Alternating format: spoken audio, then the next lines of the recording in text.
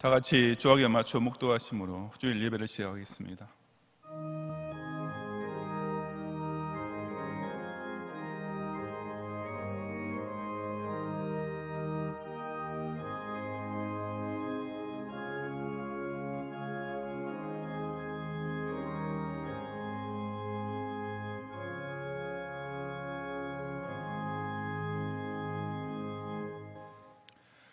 제자들이 가서 예수께서 명하신 대로 하여 나귀와 나귀 새끼를 끌고 와서 자기들의 겉옷을 그 위에 얹음에 예수께서 그 위에 타시니 무리의 대다수는 그들의 겉옷을 길에 펴고 다른 이들은 나뭇가지를 베어 길에 펴고 앞에서 가고 뒤에서 따르는 무리가 소리 높이 이르되 호산나 다윗의 자손이여 찬송하리로다. 주의 이름으로 오시는 이여 가장 높은 곳에서 호산나 하더라. 예수께서 예루살렘에 들어가시니 온 성이 소동하여 이르되 이는 누구냐 하거늘 무리가 이르되 갈릴리 나사렛에서 나온 선지자 예수라 하니라. 아멘.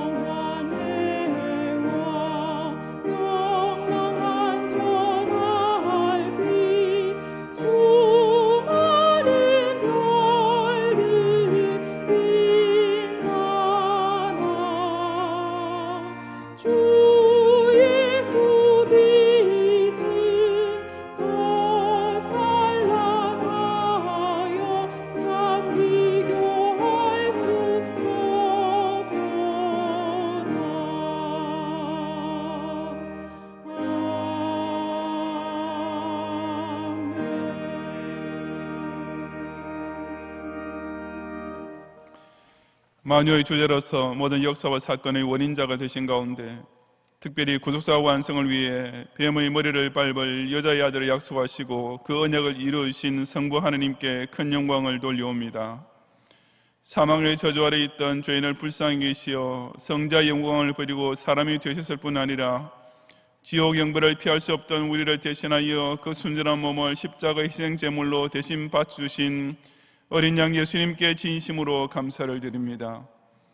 마귀의 유혹에 속수무책으로 끌려가고 있던 우리로 하여금 이 찬란한 구세주의 빛을 보게 하시고 중생인의 남은 생애를 하루도 빠짐없이 봄 같은 기쁨으로 가득 채워주시는 성령님을 힘차게 송축하옵니다. 오늘 생일에도 이 경영재단에 속한 백성들이 성령과 진리로 올리는 경건한 제사를 연락하시고 각 예배자 한 사람 한 사람의 심령을 저 아름답고 묘한 하늘나라의 은혜와 소망으로 가득 채워 주옵소서. 예수님 이름으로 기원하옵나이다. 아멘.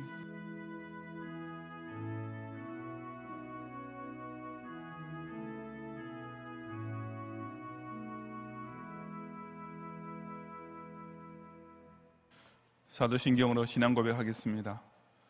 전능하사 천지를 만드신 하나님 아버지를 내가 믿사오며 그 외아들 우리 주 예수 그리스도를 믿사오니 이는 성령으로 잉태하사 동정녀 마리아에게 나시고 본디오 빌라도에게 고난을 받으사 십자가에 못 박혀 죽으시고 장사한 지 사흘 만에 죽은 자 가운데서 다시 살아나시며 하늘에 오르사 전능하신 하나님 우편에 앉아 계시다가 저리로서 산자와 죽은 자를 심판하러 오시리라. 성령을 믿사오며 거룩한 공회와 성도가 서로 교통하는 것과 죄를 사하여 주시는 것과 몸이 다시 사는 것과 영원히 사는 것을 믿사옵나이다. 아멘.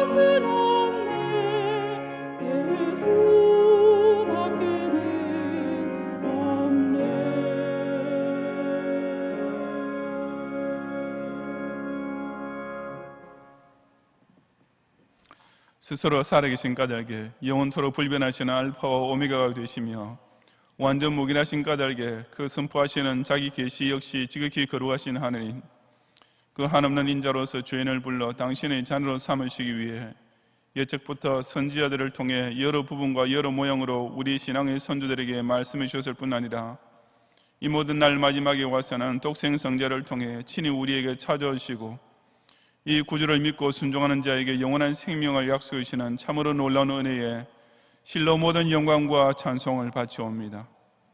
그 지으신 만물을 통해 죽었던 것들이 새 생명으로 피어나는 신비한 자연 계시가 충만한 봄의 계절에 예수 그리스도의 순환과 죽으심과 부활의 절기를 맞이하게 하심으로써 실로 어저께나 오늘이나 영원토록 변함없이 당신의 자녀를 사랑하시는 이 위대한 하나님의 구속 계시를 보고 깨닫고 고백하고 증언하게 되는 특권을 저희로 하여금 마음껏 누리게 하시고, 더욱이 우리 경양교회를 바로 이 주 예수님께서 친히 머리가 되셔서 그 지체된 성도에게 당신의 사랑과 은혜와 복을 한없이 베풀으시는 지상 천국으로 우뚝 세우심을 인하여 진정 감사를 바치옵니다.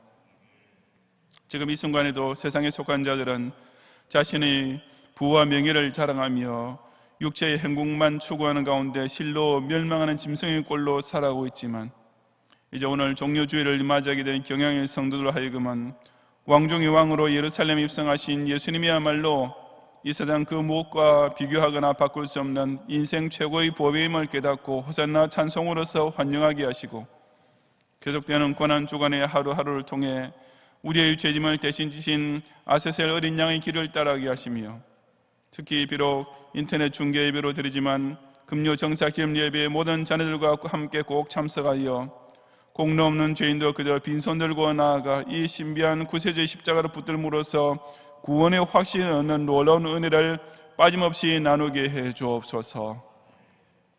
우한 폐렴 사태가 여전히 진정될 기미가 보이지 않는 가운데 결국 초중고등학교가 금주의 온라인 수업으로 개학하게 되고, 정부의 사회적 거리두기 방침 역시 4월 말까지 연장됨으로써 교회 예배 또한 어쩔 수 없이 인터넷 중계 예배를 당분간 계속할 수밖에 없게 되었사옵니다.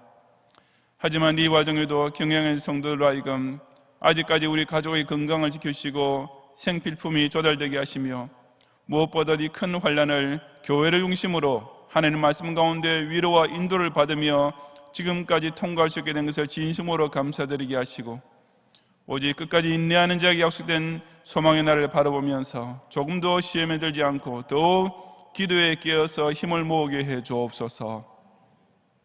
이 갑작스러운 재난으로 인해 입교와 세례와 학습과 유아 세례가 연기된 성도를 권념하시어 이 기간 중에 혹 실족하지 않도록 붙잡으시고, 오히려 자신의 신앙 고백과 서약이 더욱 진실한 것이 되도록 잘 준비하는 기회로 삼게 하옵소서. 설상가상격으로 생업활동에 큰 어려움을 겪고 있는 경영의 직장인들과 기업인들에게 용기와 힘을 되어주시어 이 환난의 시기를 헤쳐나갈 수 있는 길을 찾게 하시고, 가사와 육아에 지쳐있는 주부들을 위로하시어 이럴 때일수록 여호와를 경외하는 현숙한 여인의 지혜를 발휘하여 온 가족이 그 덕행의 열매를 누릴 수 있게 하옵소서. 예상했던 것보다 비상사태의 기간이 길어지면서 교회의 재정도 어려움을 당하게 되었사오니, 경영의 모든 성도들이 온라인 헌금에 더 정성을 모아 성전 곳간에 쓸 양식을 채우게 하시고, 특히 당회원 장로님들로 하여금 오직 희생적인 모범으로서 성도들을 이끌어가는 감독들이 되게 하시며, 모든 재직 한 사람 한 사람 역시 각자에게 맡겨진 책무를 성실히 감당하여 주님을 기쁘시게 하는 청지기들이 되게 해 주옵소서. 다음 주일은 구주 예수님께서 십자가에 달려 돌아가셨다가 사흘 만에 다시 살아나신 사상 최대의 사건, 우리 기독 신자에게 최고의 기쁜 소식이 선포되는 부활절을 맞이하게 되었사오니, 온 경영 가족들이 이 놀라운 새 생명의 복을 마음껏 누리며 그 영원한 생명의 소망을 더욱게 붙잡는 은혜를 바라보며 빈 무덤 앞에 모이게 하옵소서. 또한 연이어 4월 셋째 주일에는 교회 설립 47주년으로 맞이하게 되었사오니, 비록 감사 부흥회는 취소할 수밖에 없게 되었지만 희년을 3년 앞으로 맞이하게 되는 소망만큼은 모든 경영인의 가슴 속에 충만케 해주시는 가운데 제3차 희년맞이 비전헌금 작정을 통해 각자의 안아둘 수 있는 밭을 꼭 사드리도록 기도하며 준비하게 해 주옵소서. 조국과 시야와 세계에서 이 고난주간을 통해 오직 예수님만을 유일하신 그리스도로 함께 기르고 있는 우주적 교회가 이 종말 시대에 끝까지 이기고 또 이기는 천년왕국이 되게 하시고, 오늘 예배를 통해 죄인의 구세주가 되어주시려고 화역 강세하신 예수님을 만나 뵙는 모든 성도들 하여금 장차 주님께서 심판주로 재림하시는 그날 저 영광스러운 천국교회의 의인의 회중에 한 명도 빠짐없이 다 들어가게 해 주옵소서. 예수님 이름으로 기도드리옵나이다. 아멘.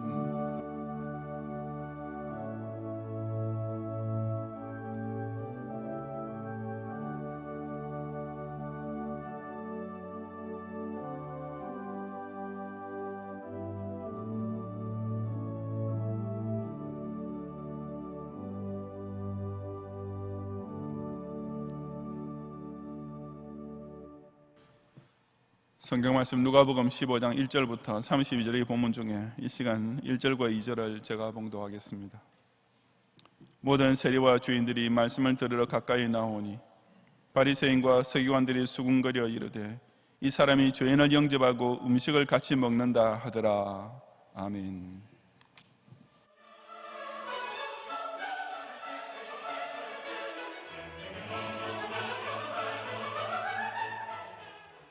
교회 소식입니다. 화곡 육교구 장혜수 권사님의 부군이신 고 정용철 집사님께서 지난 30일 소천하시어 본 교회에서 진행하는 장례로 은혜 가운데 일정을 마쳤습니다. 오늘은 대속사역 성취를 위해 예루살렘에 입성하신 예수님을 기념하는 종려주일이며 이번 주간은 고난주간으로 지킵니다. 가족과 함께 십자가의 사랑을 깊이 묵상하는 한 주간이 되시기 바랍니다. 코로나19 사태 지속으로 다음과 같이 조치합니다. 금일 오전 10시에 드린 주일학교 인터넷 예배는 교회 홈페이지와 유튜브를 통해 다시 보실 수 있습니다. 금일 주일 밤에는 인터넷 예배로 오후 7시에 드리며 설교는 장지성 목사님께서 하시겠습니다. 금주 수요밤 예배는 인터넷 예배로 오후 7시 30분에 드리며 설교는 김수만 목사님께서 하시겠습니다. 예배 중 헌금을 드리고자 하시는 성도님들은 안내된 온라인 헌금 방법을 이용해 주시기 바라며 차후 예배당 예배로 복귀 시 모아서 헌금해 주셔도 됩니다. 금주 금요일에는 대속사역 성취를 위해 십자가에서 죽임을 당하신 예수님을 기념하는 예수정사 기념예배가 밤 9시에 있습니다. 예배는 인터넷으로 대체하여 드리며 온 가족과 함께 꼭 참석하셔서 주님의 순환을 기억하시는 가운데 은혜 받으시기 바랍니다. 당분간 교회 내 각종 모임과 행사는 중단하며 교회 출입과 각종 시설 이용이 불가하오니 양해 바랍니다. 교회부를 주중에 성도님들 가정에 발송해 드리며 교회 홈페이지를 통해서도 열람하실 수 있습니다. 혹 교회부를 받지 못하신 성도님들께서는 교역자를 통해 확인해 주시기 바랍니다. 다음 주일은 예수님의 부활하심을 기념하는 부활주일로 지킵니다. 부활절 특별 헌금을 드리며 특별 헌금 예산은 1억 1,100만 원입니다. 정성껏 준비하시어 부활의 기쁨에 동참해 주시기 바랍니다. 교회 문자와 홈페이지 등으로 전달되는 공지사항을 잘 확인해 주시기 바랍니다. 감사합니다.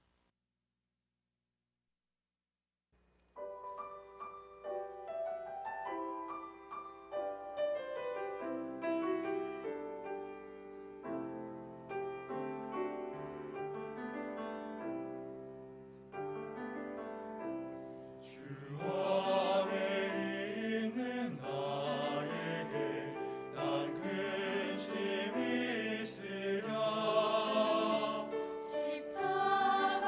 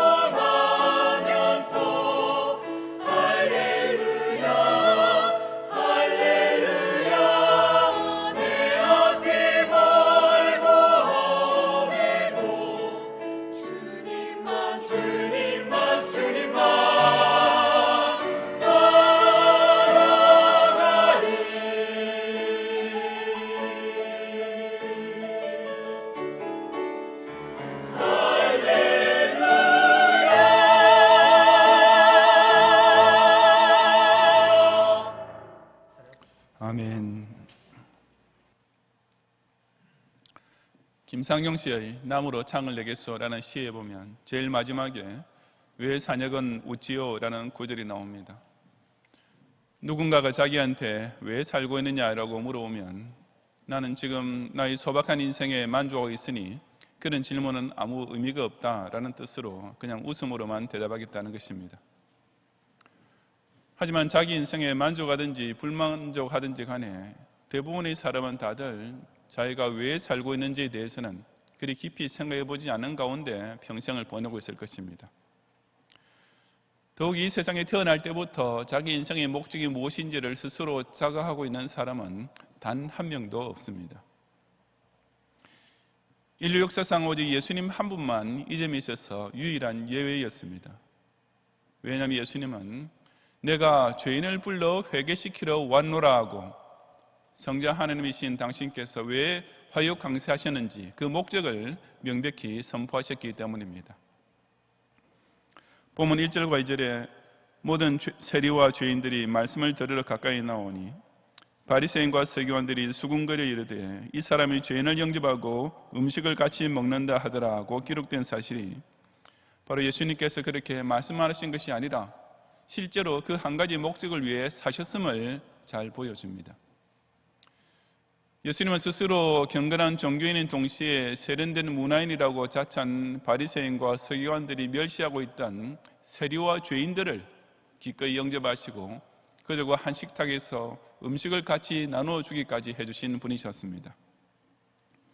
물론 그것은 그냥 인간적인 교제로 끝나는 것이 아니라 결국은 그들을 회개시켜 구원을 얻게 하기 위함이었습니다. 코로나 바이러스 19로 인하여 이제 종료주일까지 어쩔 수 없이 인터넷 중계 예배로 드리게 된 오늘, 저는 이 세상에 구세주로 오신 예수님께서 과연 어떤 회개를 통해 죄인을 영접해주고 계시는지를 함께 상고해 보고자 합니다. 첫째, 죄인의 회개의 시발점은 오직 택자를 구원하시려는 하나님의 주권적 역사입니다. 3절부터 10절까지 함께 봉독하겠습니다. 예수께서 그들에게 이 비유로 이르시되 너희 중에 어떤 사람이 양 100마리가 있는데 그 중에 하나를 잃으면 99마리를 들에 두고 그 잃은 것을 찾아내기까지 찾아다니지 아니하겠느냐. 또 찾아낸즉 즐거워 어깨에 메고 집에 와서 그 벗과 이웃을 불러 모으고 말하되 나와 함께 즐기자. 나 잃은 양을 찾아내어노라 하리라. 내가 너희에게 이르노니 이와 같이 죄인 한 사람이 회개하면 하늘에서는 회개할 것 없는 의인 99으로 말미암아 기뻐하는 것보다 더하리라. 어떤 여자가 10드라마크가 있는데 하나를 잃으면 등불을 켜고 집을 쓸며 찾아내기까지 부지런히 찾지 아니하겠느냐. 또 찾아낸즉 벗과 이웃을 불러 모으고 말하되 나와 함께 즐기자. 이런 드라크마를 찾아내었노라 하리라. 내가 너희에게 이르노니 이와 같이 죄인 한 사람이 회개하면 하나님의 사자들 앞에 기쁨이 되느니라. 아멘. 여기 나오는 이런 양의 비유와 이런 드라크마의 비유는 만약 서툰 해석을 갖다 붙이려 하다가는 오히려 사족이 되기 쉬운 참으로 쉽고도 멋있는 비유의 말씀인데 이 두 비유들이 결론적으로 강조하고자 하는 바는 똑같습니다. 그것은 곧 잃은 것을 찾게 된 기쁨입니다.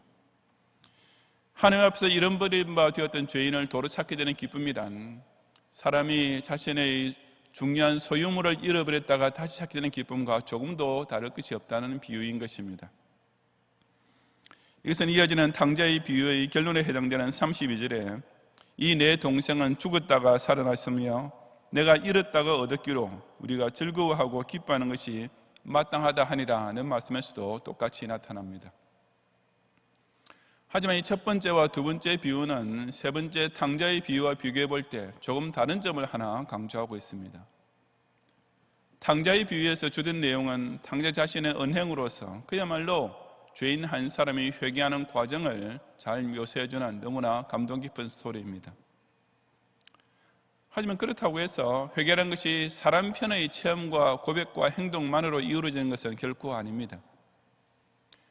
죄인의 회개가 이루어지기 위해서는 사람 쪽에서 그 어떤 행위를 하기 이전에 반드시 먼저 선행되어야만 하는 요소가 있는데 그것이 곧 이런 양의 비유와 이런 드라크마의 비유가 특별히 강조하고 있는 사실입니다.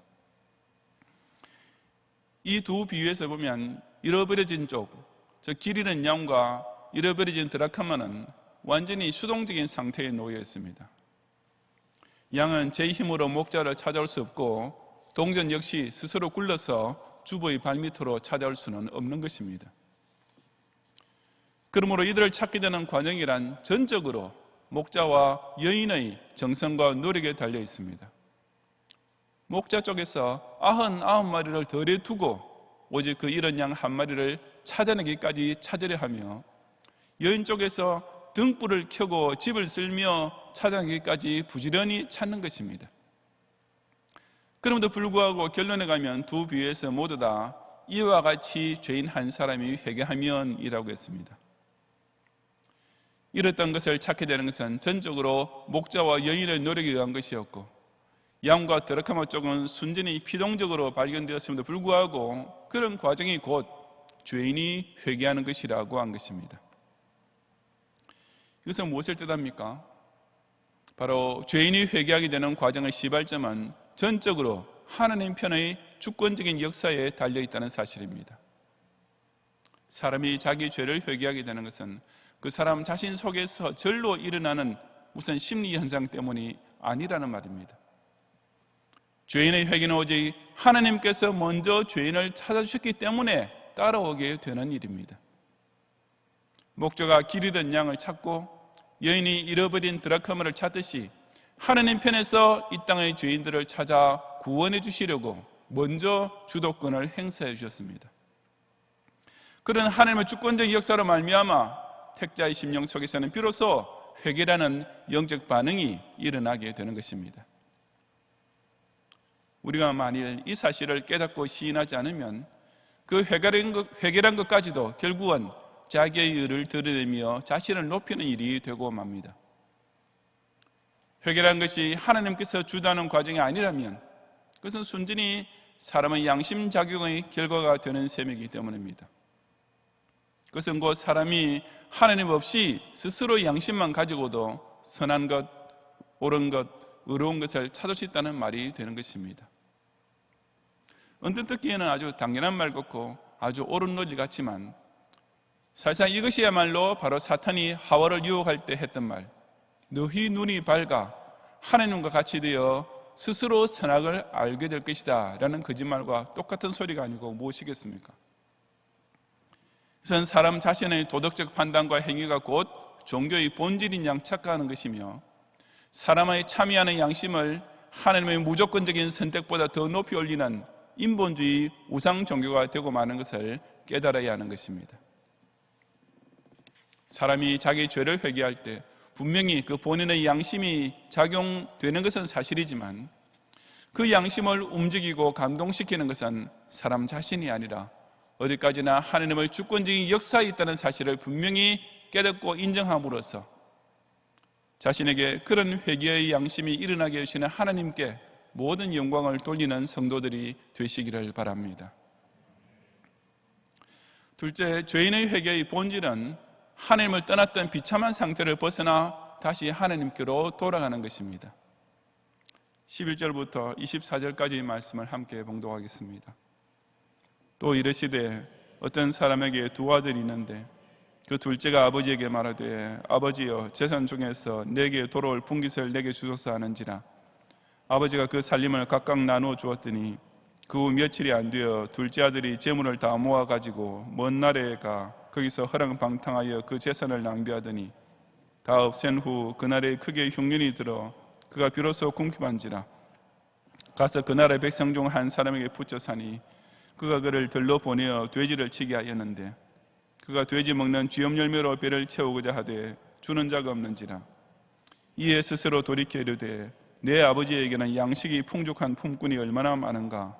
나는 여기서 줄여 죽는구나.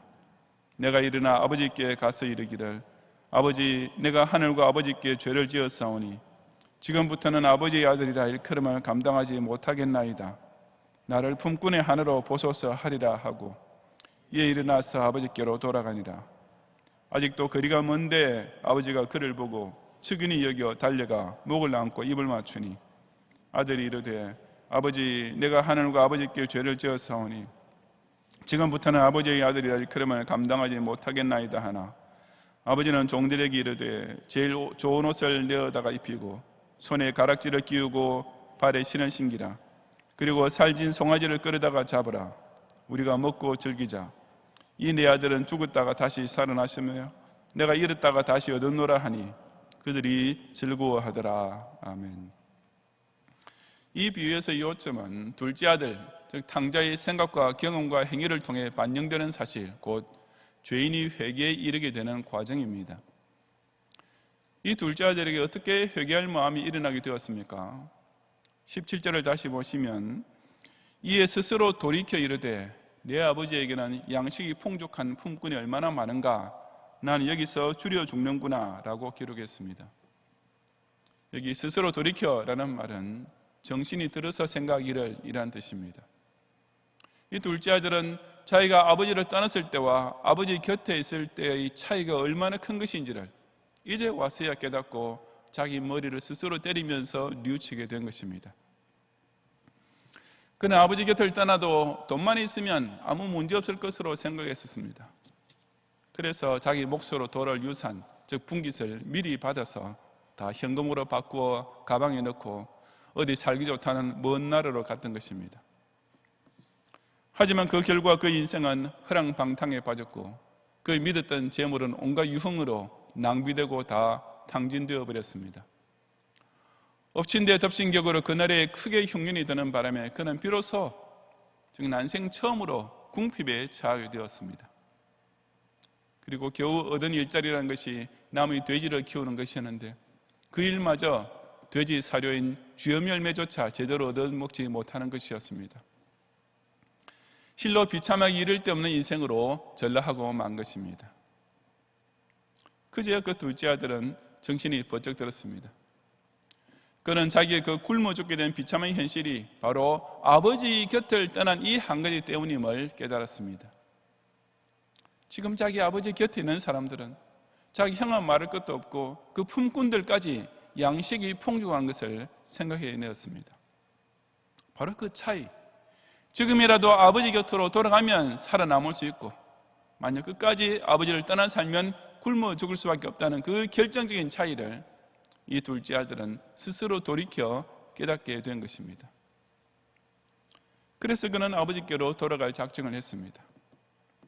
하늘과 아버지께 죄를 지은 것을 생각하면 정말 낯을 들 수 없는 일이지만 아버지의 아들이라는 일컬음을 도저히 감당할 길 없는 부끄럽고 창피한 처지지만 그 아버지 곁에는 품꾼만 되어도 지금 아버지 곁을 떠나는 것과는 비교도 할 수 없을 만큼 행복하게 될 것을 이제야 절실히 깨닫게 된 까닭에 그 둘째 아들은 아버지에게로 돌아가려는 결단을 내린 것입니다. 바로 이것이 죄인이 회개하는 자세의 본질입니다. 하나님 곁에서 멀어지면 나는 다른 짐승에게 찢겨 죽을 위험만 가득한 기르는 양의 신세이며 아무것에도 가치 있게 사용되지 못할 버려진 동전의 처지인 것을 우리는 깨달아야 합니다. 하나님이 없으면 내 마음대로 자유롭게 잘 살 수 있을 것이라고 생각했던 것이 얼마나 어리석은 착각인지를, 돈만 있으면 내 인생의 다른 문제는 조금도 걱정할 필요가 없다는 사고방식이 얼마나 얕고도 위험한 인생관인지를 꼭 깨달아야 합니다. 하나님을 떠난 인생에 남은 것이라고는 내 육신이 즐겨하는 대로 해주느라고 자기 정욕의 종이 되어 매어 살다가 장차 영벌 지옥에 떨어질 일밖에 없다는 사실을 우리는 늦기 전에 스스로 돌이켜 볼 줄 알아야 하는 것입니다. 하나님 없는 인생이란 것이 언뜻 자유롭고 행복할 것 같지만 실상은 그 형편이 얼마나 비참한 것인지를 지금이라도 분명히 깨닫고 아직도 나를 기다려주고 계시는 이 하늘 아버지께 속히 돌아옴으로써 하나님의 양자로서의 자격을 회복하고 그 축복 유업을 마음껏 누리는 성도들이 되시기를 바랍니다. 셋째로, 죄인의 회개의 결과는 천상교회와 지상교회가 동시에 최고의 기쁨을 나누게 되는 것입니다. 25절 이하 32절까지 함께 봉독하겠습니다.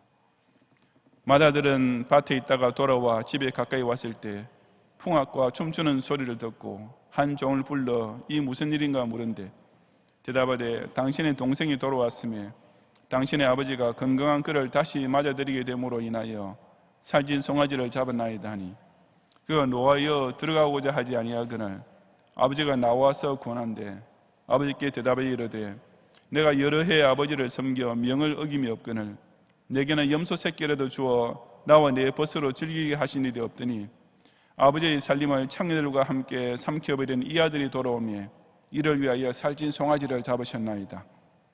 아버지가 이르되 예 너는 항상 나와 함께 있으니 내 것이 다 내 것이로되 이 내 동생은 죽었다가 살아났으며 내가 잃었다가 얻었기로 우리가 즐거워하고 기뻐하는 것이 마땅하다 하니라. 아멘. 아버지에게는 그처럼 큰 기쁨을 주었던 죄인의 회개에 대하여 실로 싸늘하기 짝이 없게 반응한, 아니 오히려 분을 폭발시킨 마다들이 있었습니다.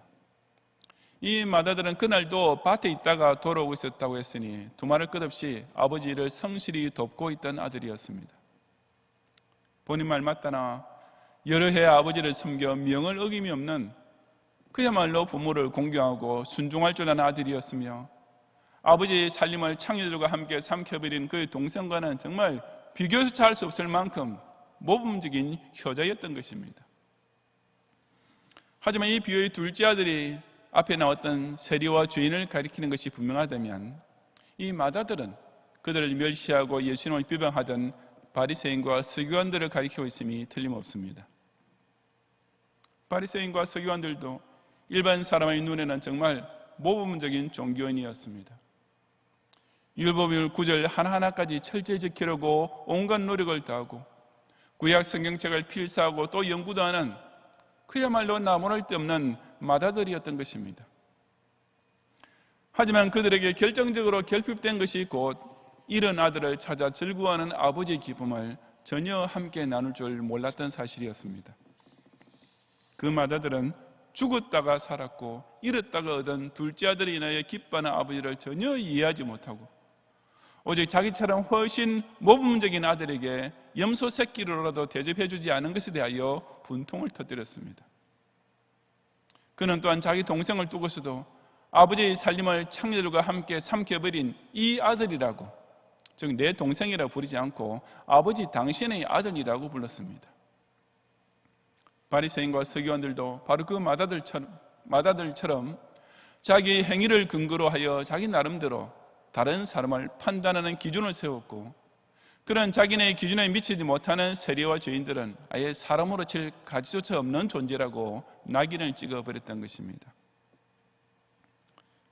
오늘날 역시 자기만큼 경건하고 성실하게 신앙생활을 하지 못하는 사람, 즉 자기라는 기준에 미달되는 다른 교인을 그냥 눈뜨고 볼 수 없는 마다들 같은 교인들이 있습니다.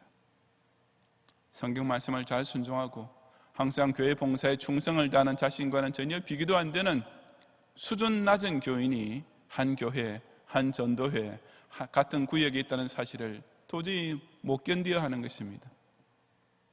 그런 사람의 마음에는 이 잃었던 것을 찾게 된 기쁨이라는 것은 결코 생길 수 없고 오직 끝없는 우월감과 차가운 경멸만 가득 차게 될 수밖에 없습니다.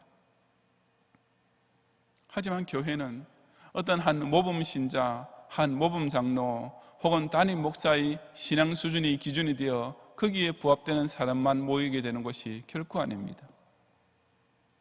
교회는 너나 할 것 없이 다 자기 자신을 오직 세리요 죄인인 줄만 알고 고백하는 자들이 예수 그리스도께서 친히 초청하시고 베푸르시는 식탁에 같이 앉게 되는 자리입니다. 그러므로 혹 나보다 신앙생활을 좀 더 못한다고 여기지는 교인이 보이면 그 즉시 바로 자기 자신이야말로 그 교인보다 더 못한 죄인이라고 회개할 줄 알아야 합니다. 사회적으로나 인간적으로나 나보다 훨씬 못해 보이는 교인과 나란히 앉게 되면 바로 그 자리에서 나야말로 예수님 앞에서는 그 교인보다 몇 배 더 형편없는 세리 같은 인생이라고 고백할 수 있어야만 우리 교회는 그 예수님께서 초청해 주시는 왕의 식탁에 다 같이 둘러앉아 함께 기뻐하며 즐거워하는 잔치 자리가 될 수 있는 것입니다.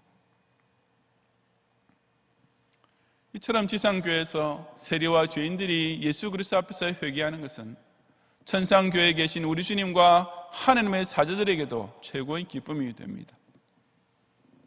죄인이 하나님 앞에서 회개함으로써 누리게 되는 기쁨이 없는 교회는 그저 사람들끼리 교제해서 오는 정도의 기쁨만 남게 될 것이고, 죄인을 전도하여 회개시킬 줄 모르는 교회는 저 하늘 보좌에 계신 주님께서 실상 아무 기쁨도 드리지 못하고 그저 자기네들끼리만 즐기는 사교장에 불과한 것입니다.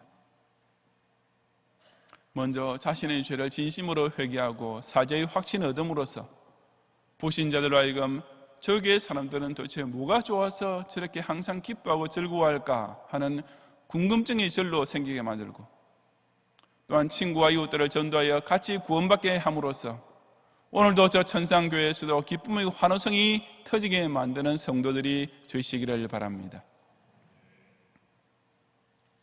성도 여러분, 우리는 예수님께로부터 영접받고 용서받게 되어 기뻐 어쩔 줄 모르는 세리와 죄인이 될 수 있습니다. 하지만 나는 남보다 낫다고 자처하는 중에 거룩하신 하나님 앞에서도 교만해야 하고, 더 나아가 자기의 기준으로 남을 판단하는 중에 자기가 아예 하나님의 자리에 앉아버리는 바리새인과 서기관이 될 수도 있습니다. 하나님 앞에서 우리는 오직 회개하는 죄인이 아니면 남을 정죄하는 바리새인, 이 둘 중 하나가 되는 것입니다.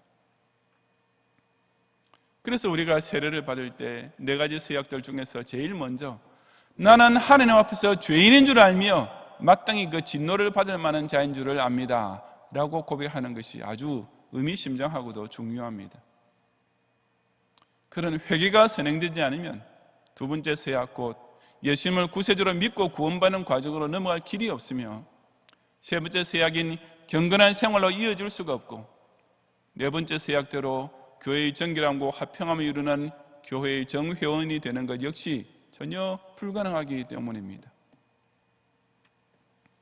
그리고 우리가 회개하는 데는 무슨 어렵고 복잡한 미사여구가 전혀 필요 없습니다. 둘째 아들도 처음에는 그것이 걱정이 되었습니다. 18절과 19절을 다시 보시면, 내가 일어나 아버지께 가서 이르기를, 아버지, 내가 하늘과 아버지께 죄를 지었사오니 지금부터는 아버지의 아들이라 일컬음을 감당하지 못하겠나이다. 나를 품꾼의 하나로 보소서 하리라 하고 라고 기록하고 있습니다. 저기 둘째 아들은 아버지를 만나게 될 때 그 고개조차 들지 못할 부끄럽고 염치 있는 상황에서 과연 어떻게 용서를 구해야 할지 벌써부터 막막했습니다.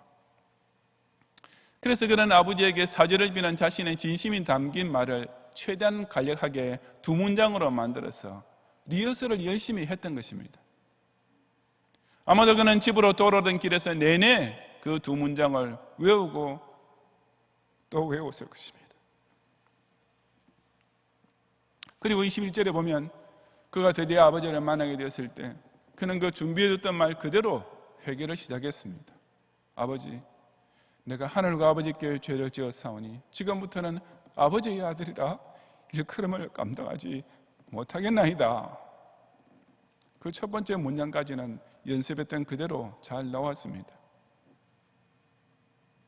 그런데 바로 그 다음 본문에 보면 하나 했지만 이라는 말이 있고, 곧 이어서 아버지는 종들에게 이르되 제일 좋은 옷을 여다 입히고 손에 가락지를 끼우고 발에 신을 신기라고 하면서 당장 잔치 준비를 시켰습니다.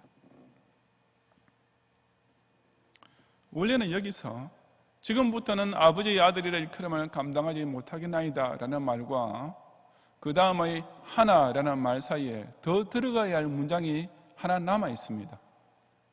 바로 나를 품꾼의 하나로 보소서 라는 말입니다. 그처럼 열심히 외우고 준비해 왔으니까 둘째 아들이 잊어먹은 것은 결코 아닐 터인데 왜 여기서 그 말이 빠졌겠습니까?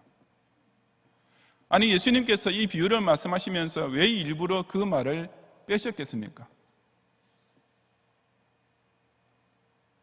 왜냐하면 그 아버지가 더 이상 드리려고도 하지 않고 그 둘째 아들의 말을 막으면서 당장 잔치를 벌일 준비부터 시작했기 때문이었습니다. 둘째 아들로서는 그저 부끄럽고 죄송하기 짝이 없는 까닭에 자기 딴에는 정말 진정한 고백과 겸손한 각오로서 회개의 대사를 열심히 준비해 왔지만 아버지 쪽에서는 그 말을 다 들을 필요조차 없이 그저 반갑고 기쁘기만 했던 것입니다. 이것이 곧 지금도 하늘의 아버지께서 회개하는 탕자들을 영접해 주시는 방법입니다. 주여 나는 죄인으로소이다 라고 하나님을 떠나 살던 지난 날을 부끄러워하며 손들고 나오는 우리의 첫마디가 떨어지는 바로 그 순간 하나님께서는 더 이상 긴 말을 들으려고도 하지 않으시고 아예 우리가 무슨 죄를 회개하는지에 대해서도 벌써부터 기억도 하지 않으시고 그 자리에서 당장 저 여러분을 당신의 친자녀로 인정하는 새 옷을 입히시고 가락지를 끼우시며 잔치상을 차려주시는 것입니다. 죄인 하나가 회개하는 것, 이것이야말로 우리가 교회 안에서 무슨 친목회를 100번 가지는 것보다 훨씬 더 큰 진짜 기쁨을 나누게 해줍니다. 하나님을 떠난 나의 모습이 얼마나 비참한 것인지를 깨닫고 그 아버지 앞에 회개하며 돌아가는 것, 이 체험이 없으면 아무리 주일 예배에 참석하고 마음의 무서운 평안과 위로를 얻다 해도 다 바리새인과 서기관식의 헛된 종교 생활이 될 뿐입니다. 이런 회개가 내 마음속에 일어나게 해주신 분이 곧 하나님이심을 깨닫고 오직 하나님께만 모든 영광을 돌리는 것, 회개한 이후에도 만약 이것을 할 줄을 모르면 그것은 오직 인간 자신의 양심만 찬양하는 한갓 인본주의 종교로 끝날 따름인 것입니다. 이번 순환 주간을 통해 성자 하나님이시면서도 오직 죄인을 불러 회개시켜 구원 얻게 해주시려고 이 땅에까지 찾아오신 예수님 앞에서 더욱 진심으로 자신의 죄를 자복하고 통회함으로써 이 경양교회에 모일 때마다 그 주님께서 영접해 주시고 베푸시는 구원의 잔치를 큰 기쁨으로 함께 누리는 성도들이 되시기를 주님의 이름으로 축원합니다.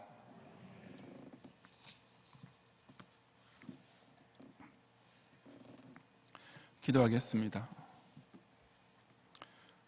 스스로 돌을 닦아서 신의 경지에 이르렀다고 자찬하는 자들이 소위 성인이라 칭송을 받고 있는 가운데 원래 그 본체가 하나님이심에도 불구하고 오히려 사람의 몸을 입고 종의 형체로서 이 땅에까지 내려오신 우리 예수님께 실로 모든 영광과 찬양을 바치옵니다.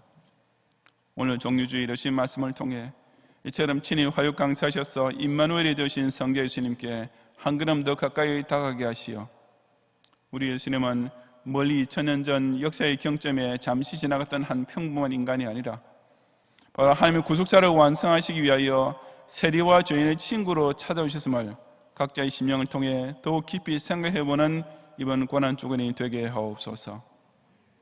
완전 부패와 전적 무능력에 빠진 우리가 스스로는 하나님을 찾을 의지도 능력도 전무하지만 만세 전부터 구원받을 자를 선택해 놓으신 성부 하나님의 주권적인 부르심을 듣게 하시고 이 하늘 아버지를 배반하고 원수가 되어 살린 인생이 그 얼마나 비참한 것인지를 절실히 깨닫고 이제라도 이 천부 앞에 손들고 돌아오게 하시며 그리하여 우리 경양 공동체로 모일 때마다 서로 남을 정죄하는 첫째 아들이 되지 않고 바로 나 한 사람부터 진심으로 회개하고 자복하는 둘째 아들이 되어 그 사죄의 감사와 감격 가운데 성도가 소리교통함으로써 진정 천국 잔치의 기쁨이 충만한 회중이 되게 해 주옵소서. 예수님 이름으로 기도드리옵나이다. 아멘.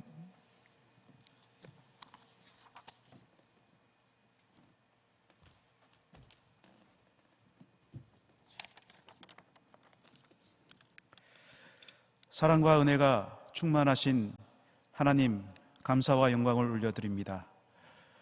코로나 사태가 확대되고 있는 상황에서도 인터넷 예배이지만 하나님께 신령과 진정으로 예배하심을 감사드립니다.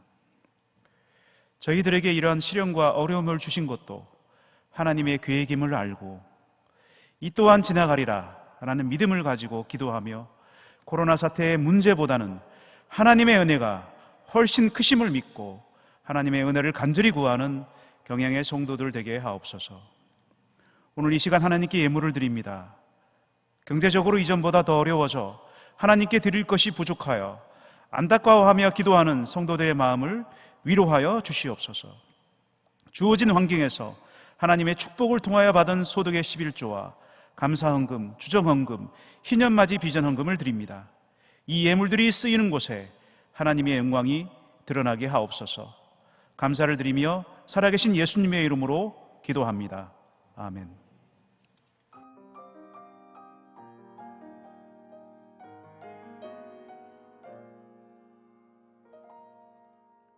내 삶이 먼저였는지 주님이 먼저였는지 이제야 내 뒤를 돌아봅니다.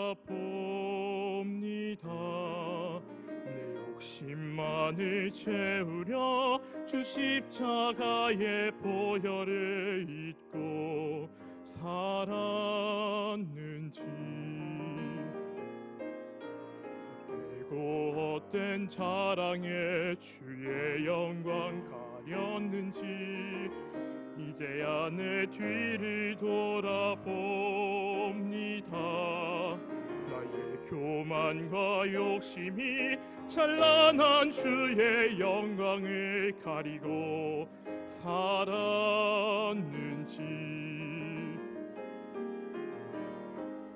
이제야 주의 탄식 소리 들리고 이제야 주 얼굴에 눈물 보이니 어리석고 어리석은 죄인을 주여 용서하여 주소서. 나의 모든 지식과 자랑은 주 십자가 뒤에 숨겨두고 주님만 내 주님만 나타내기를 간절히 원합니다. 나의 모든 지식과 자랑은 주 십자가 뒤에 숨겨두고 주님만 내 주님만 나타내기를 간절히 원합니다. 간절히 원합니다.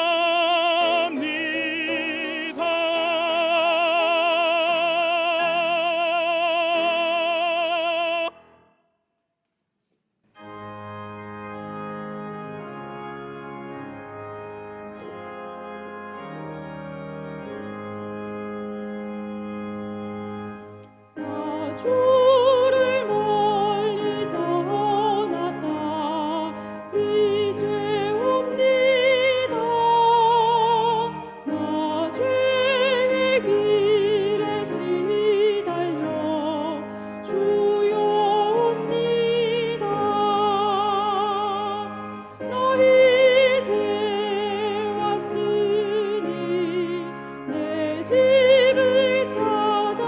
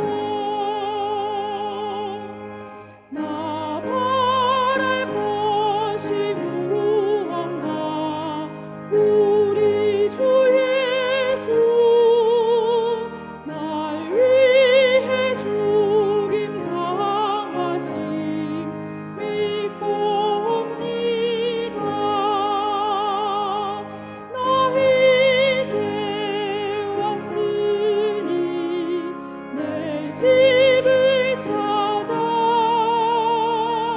주여 나를 받으사 맞아주소서.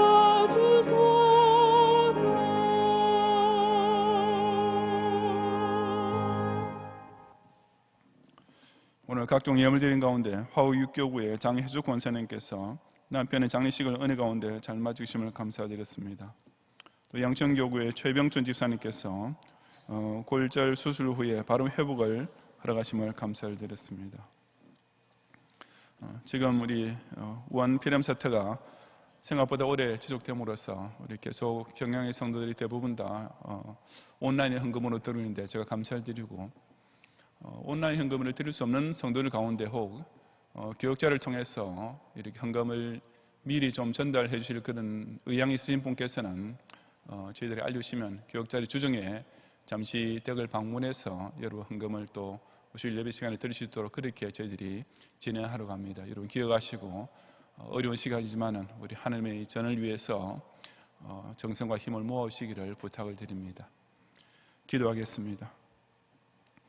주님, 오늘 주일에도 경양의 성도들이 현재 우리 주변에 벌어지고 있는 환난만 보지 아니하고 천지의 창조께서 이미 내게 베푸르신 귀한 생명의 은혜와 또한 구세주께서 약속하신 구원의 축복과 그에다 보혜사께서 지난 한 주간 동안에도 우리의 일거수일투족에 동행하시고 매일 매사에 보호해 주신 은총을 기리면서 정성과 힘을 다해 바치는 모든 예물을 향기롭게 받아 주옵소서. 새 한 주간 살아가는 동안에도 경영인들이 섬기는 모든 직장과 기업을 당신의 위대한 구속사 완성을 위한 선한 도구로 마음껏 선용해 주시어 경영의 각 가정마다 그 통에 가루가 닿지 않고 그 병에 기름이 마르지 않게 하실 뿐 아니라 이 환난 중에도 개척교회의 지원과 선교운동을 통해 온 세계를 먹여 살리는 요셉의 창고로 계속 쓰임받고자 하는 경양의 예수 세계 운동을 위해 더더욱 영광스러운 족적을 함께 남기기에 부족함이 없도록 가득가득 채워 주옵소서. 금주 금요일의 정사 기념 예배와 다음 주일의 부활절 예배를 통해서도 비록 인터넷 중계로 예배를 드릴 수밖에 없는 상황이지만 예년과 다름없이 특별 헌금을 미리 준비하고 정성껏 바칠 수 있는 모든 경영인들의 마음과 손길이 되도록 축복해 주옵소서. 예수님 이름으로 기도드리옵나이다. 아멘.